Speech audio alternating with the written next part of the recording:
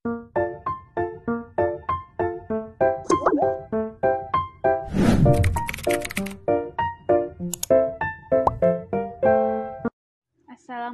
warahmatullahi wabarakatuh. Perkenalkan, nama saya Juliawati. Saya merupakan mahasiswa Psikologi Islam semester 3. Di sini saya akan menceritakan tentang diri saya seperti keluhan fisik, sakit yang saya alami, beserta perspektif behavior dan solusi yang akan saya lakukan terhadap rasa sakit yang saya alami. Keluhan fisik saya adalah sakit kepala, terutama pada bagian belakang kepala, punggung terasa berat dan nyeri pada leher. Sakit kepala yang saya alami bisa disebabkan karena tegangnya otot punggung dan leher. Tegangnya otot punggung dan leher disebabkan karena salah satunya adalah terlalu lama mengetik dan terlalu lama bermain HP. Dalam perspektif behavior, sakit kepala yang saya alami bisa disebabkan oleh beberapa hal, seperti pola tidur yang tidak teratur dan pola makan. Yang pertama, pola tidur yang tidak teratur. Saya sering tidur di atas jam 12 malam, serta tidur tidak pada waktunya, seperti tidur di pagi hari sampai siang hari. Lalu pola makan yang salah. Saya sering menunda makan meskipun sudah lapar. Dikarenakan saya merasa malas dan terkadang tidak ingin meninggalkan pekerjaan sampai pekerjaan itu selesai. Saya juga sering tidak menghabiskan makanan dikarenakan saya selalu merasa tidak nafsu makan. Karena beberapa hal tersebut, saya juga menjadi orang yang pelupa dan sulit berkonsentrasi. Pelupa seperti ketika mendengarkan orang berbicara, beberapa saat kemudian terkadang saya lupa apa yang orang bicarakan dan sulit berkonsentrasi ketika sedang mengerjakan sesuatu, tetapi pikiran saya kemana-mana. Dan saya juga menjadi orang yang cepat berubah-ubah moodnya, cepat marah, sering merasa marah ketika ditanya-tanya. Padahal itu adalah hal yang sepele. Saya ingin mengubah hidup saya menjadi lebih positif dengan cara mencari solusi-solusi yang terbaik bagi diri saya. Psikomatopom dalam konsep teori berhubungan dengan jasmania dan fungsi otot akibat adanya dorongan dari pemikiran, perasaan, dan kemauan di dalam diri seseorang. Karena itu, saya berusaha mencari solusi untuk merubah pola-pola pembiasaan saya yang salah sehingga mengakibatkan sakit kepala. Solusi terhadap diri saya yang mulai saya lakukan adalah berusaha mengubah pola-pola yang salah dalam hidup saya, seperti merubah kebiasaan makan saya yang suka menunda-nunda untuk makan dan menyisakan makanan. Saya berusaha untuk makan tepat waktu, tidak menunda-nunda, dan tidak menyisakan makanan. Saya juga mencoba untuk lebih banyak mengkonsumsi air putih untuk menghindari dehidrasi, sehingga meringankan rasa sakit pada kepala saya. Saya juga berusaha mengontrol diri agar tidak mudah marah.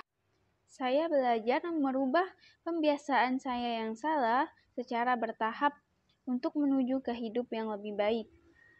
Sekian yang dapat saya sampaikan. Terima kasih. Wassalamualaikum warahmatullahi wabarakatuh. Bismillahirrahmanirrahim. Assalamualaikum warahmatullahi wabarakatuh.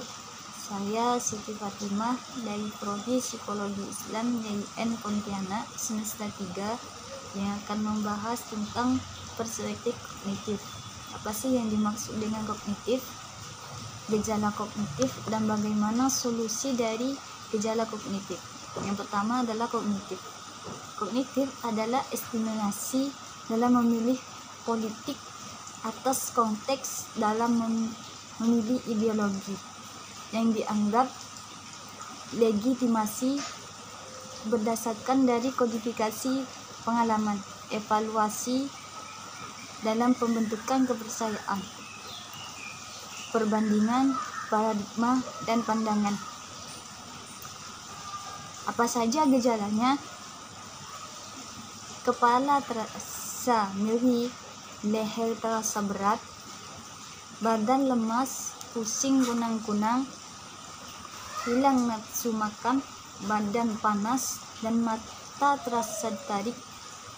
Keluhan-keluhan ini termasuk dari sakit kepala atau yang disebut dengan gejala kognitif.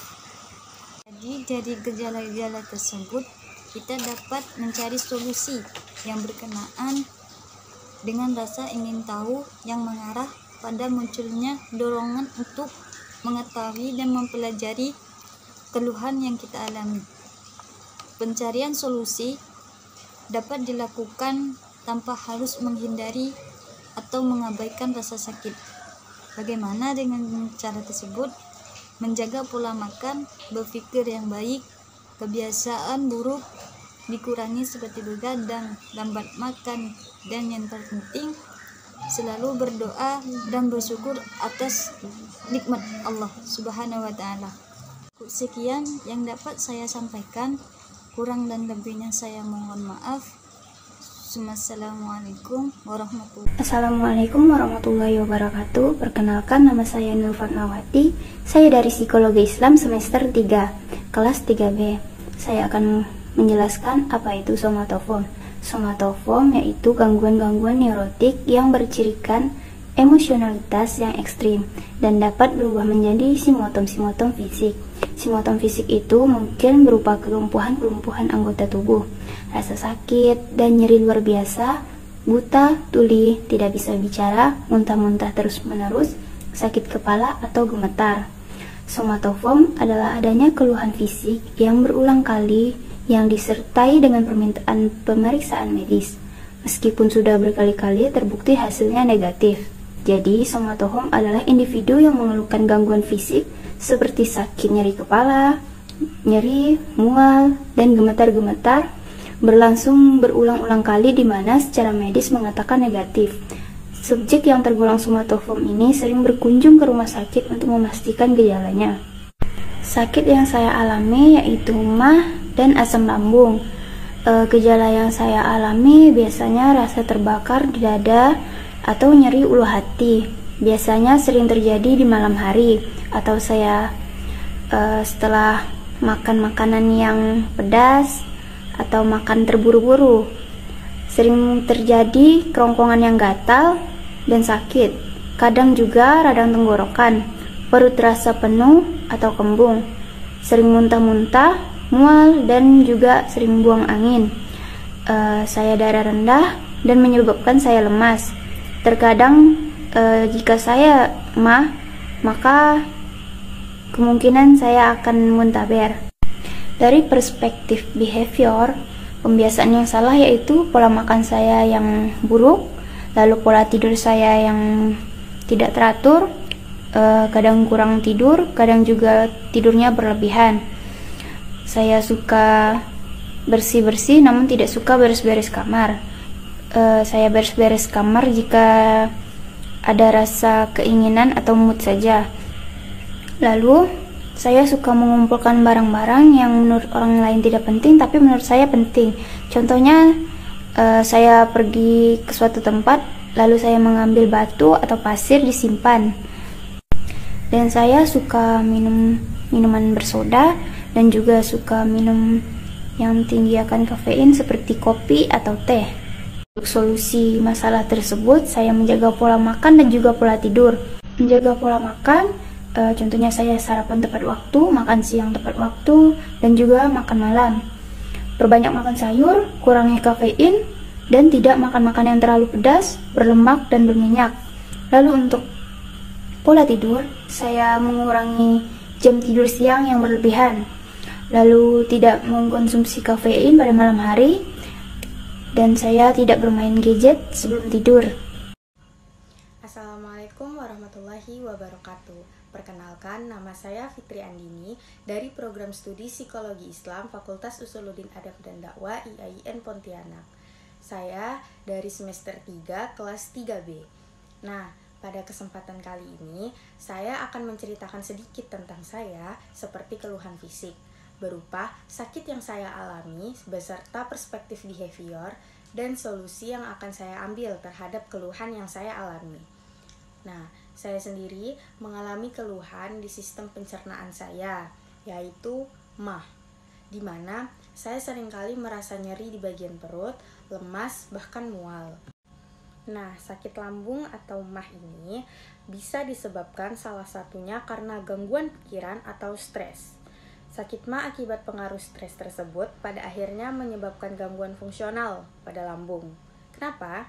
Dalam hal ini disebabkan karena produksi asam lambung yang meningkat pada keadaan stres sehingga dapat mengiritasi mukosa lambung. Pada akhirnya kita merasakan nyeri di bagian perut, lemas, bahkan mual. Nah, dalam perspektif behavior, sakit mah yang saya alami ini bisa disebabkan oleh pembiasaan saya yang tidak baik, pembiasaan saya yang salah dalam pola hidup sehari-hari, seperti pola tidur yang berantakan dan pola makan yang tidak tentu.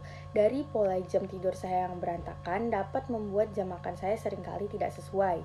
Saya biasanya mengerjakan tugas sampai larut malam dan tidak makan malam. Hal ini juga bisa menjadi pemicu kambuhnya mah karena pola tidur yang tidak baik ini.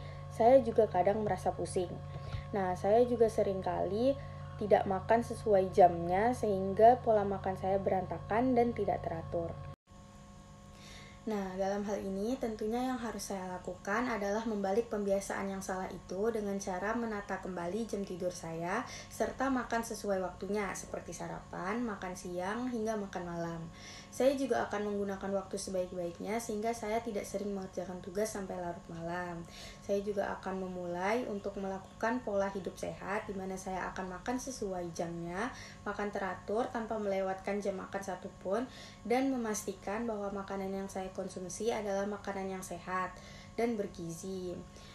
Selanjutnya saya juga akan membiasakan untuk tidur sesuai waktunya dan memastikan bahwa saya tidak kekurangan jam tidur sehingga tidak akan menyebabkan sakit di kemudian harinya.